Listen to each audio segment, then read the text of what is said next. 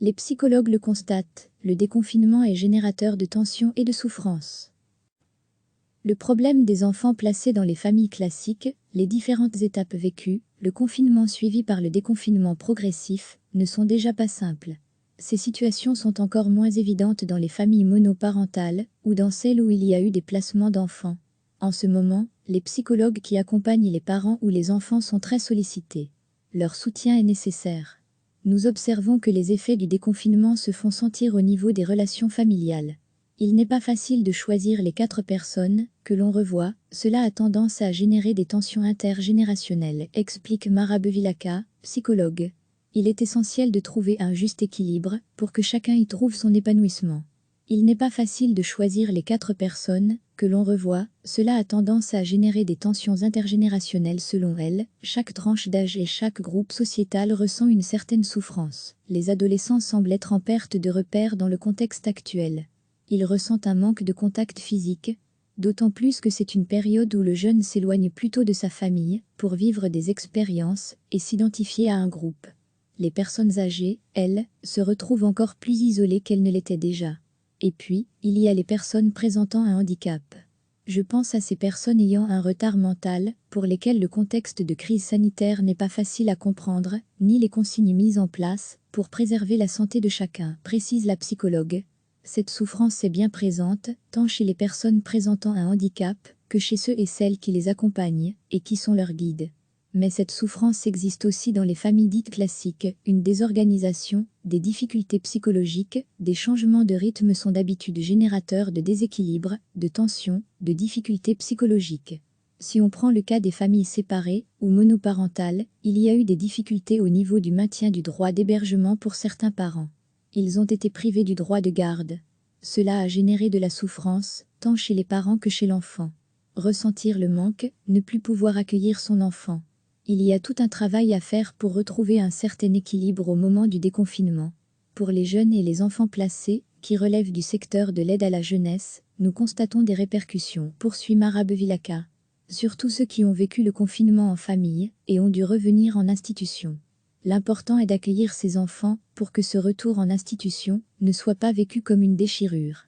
La psychologue constate que ces jeunes doivent réapprendre des habitudes de vie en communauté et retisser des liens avec les autres jeunes et les intervenants. Il faut être attentif à l'impact de ce déconfinement dans les familles de tout type, indique-t-elle. Pour Mara Bevilacqua, il est nécessaire d'exprimer le ressenti par rapport aux limites imposées par le confinement. Être contraint de prendre de la distance par rapport à ses proches et ses amis n'est pas chose aisée. Cela peut générer des difficultés d'ordre psychologique. En consultation, les conseils que je peux prodiguer sont plutôt de sorte à gérer les angoisses et canaliser les émotions.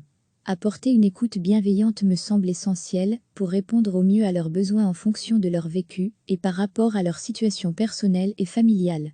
Le confinement a généré une prise de conscience chez certaines personnes, un retour à l'essentiel qui les a renvoyées à leur façon de concevoir la vie.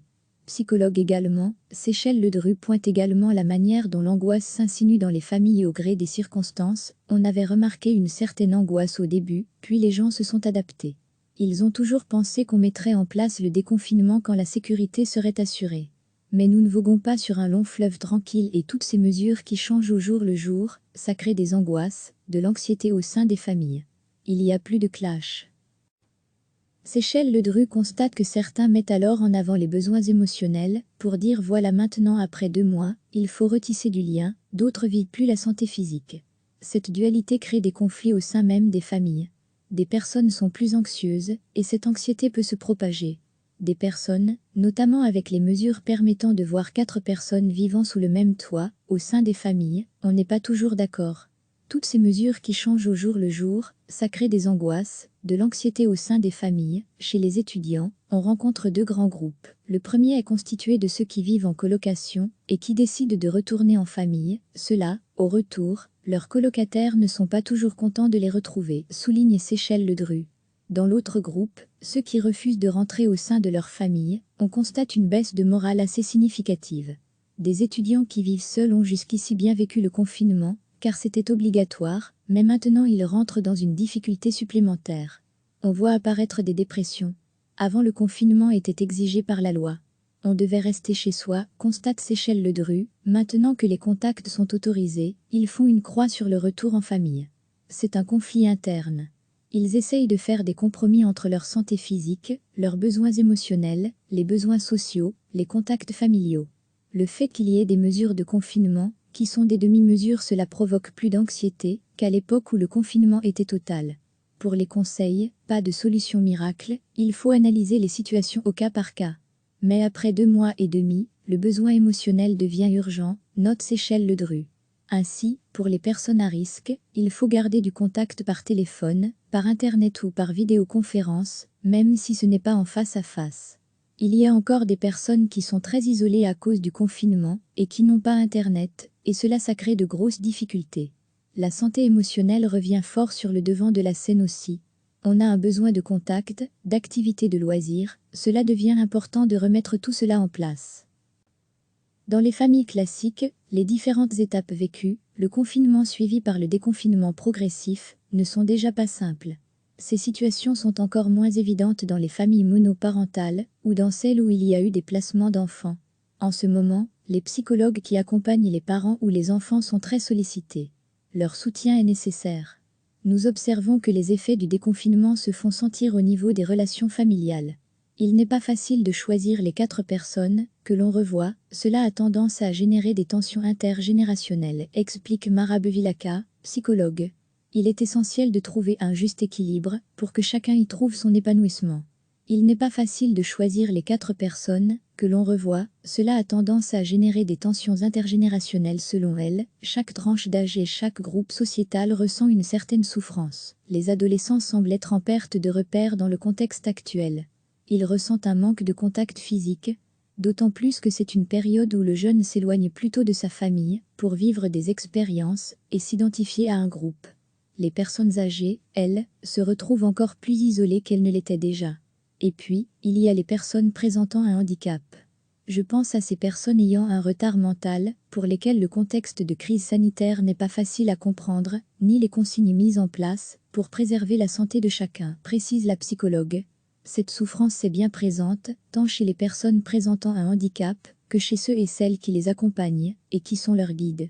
Mais cette souffrance existe aussi dans les familles dites classiques, une désorganisation, des difficultés psychologiques, des changements de rythme sont d'habitude générateurs de déséquilibre, de tensions, de difficultés psychologiques.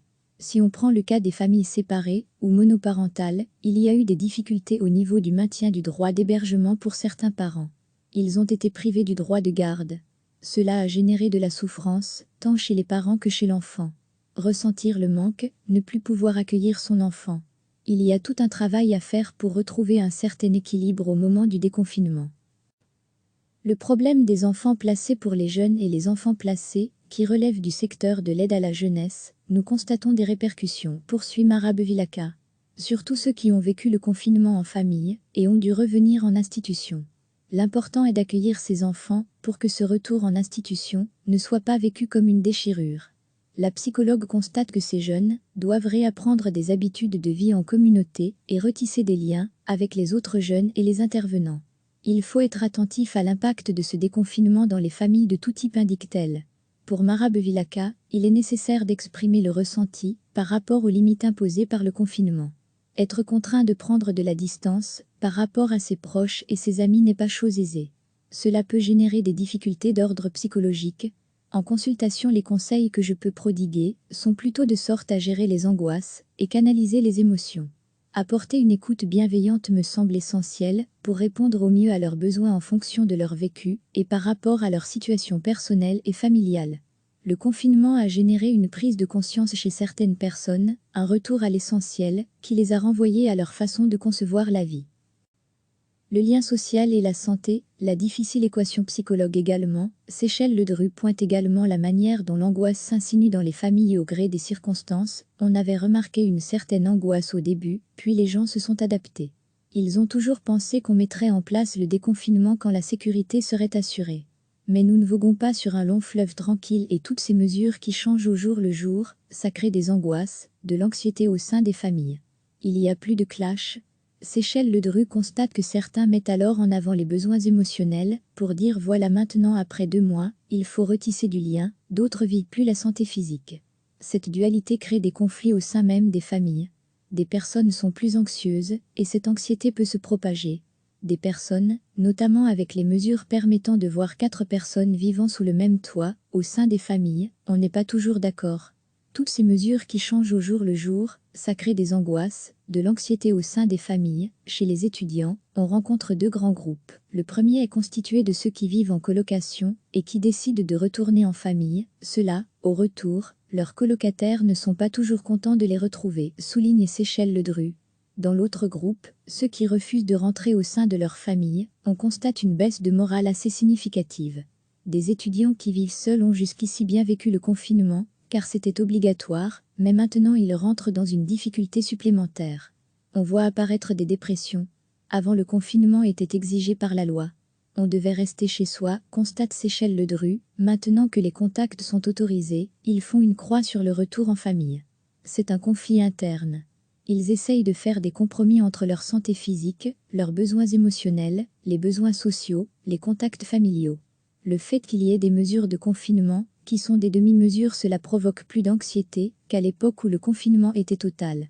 Pour les conseils, pas de solution miracle, il faut analyser les situations au cas par cas.